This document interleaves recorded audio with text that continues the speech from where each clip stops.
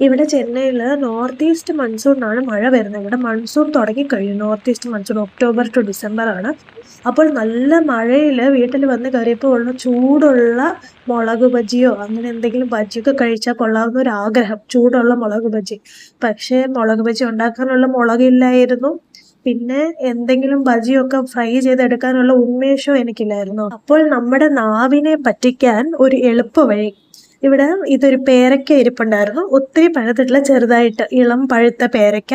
പണ്ട് കൊച്ചിലൊക്കെ ഞാൻ പച്ചപ്പേരയ്ക്കയൊക്കെ മരത്തിൽ നിന്ന് പറിച്ച് ഇഷ്ടം പോലെ കഴിക്കുമായിരുന്നു. എനിക്ക് പേരയ്ക്ക വളരെ ഇഷ്ടമാണ്.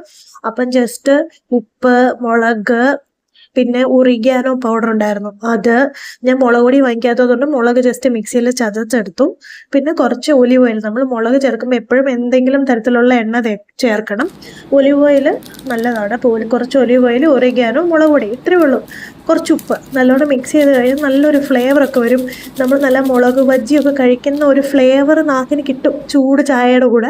അപ്പോൾ വെറുതെ ഫ്രൂട്ട്സ് കട്ട് ചെയ്ത് കഴിക്കാതെ ഇങ്ങനെ ഇച്ചിരി മസാലയൊക്കെ ഇട്ട് കഴിച്ചു കഴിഞ്ഞാൽ നമുക്ക് നല്ലതാണ്. അപ്പം നമ്മൾ എണ്ണയിൽ വറുത്തതല്ല, മൈദ ഇല്ല, വേറെ അങ്ങനത്തെ ഒരു ദൂഷ്യമായിട്ടുള്ള സാധനങ്ങളൊന്നുമില്ല.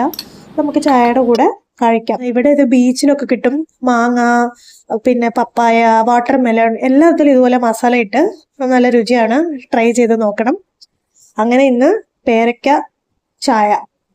പിന്നെ വൈകിട്ട് നടക്കാൻ പോയി. കണ്ടോ, തീഗോളം പോലെ ഒരു മേഘം. നല്ല രസമല്ലേ? ഇവിടെ സന്ധ്യ പെട്ടെന്നാവുന്നുണ്ട് മഴയായതുകൊണ്ട്.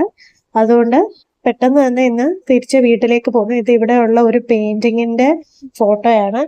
തിരിച്ചു പോകുന്നത് ഒരു ഷെയർ ഓട്ടോ എടുത്താണ്. കാരണം കാറ് ദൂരെയാണ് വിട്ടിരുന്നത്.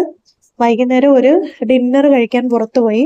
വളരെ ലഘുവായിട്ടുള്ള ഡിന്നറാണ് കഴിച്ചത്. സാലഡാണ് കഴിച്ചത്. പിന്നെ വൈകിട്ട് പേരക്കയും രാത്രി സാലഡൊക്കെ ആയതുകൊണ്ട് ഒരു ഡെസേർട്ട് ആവാം.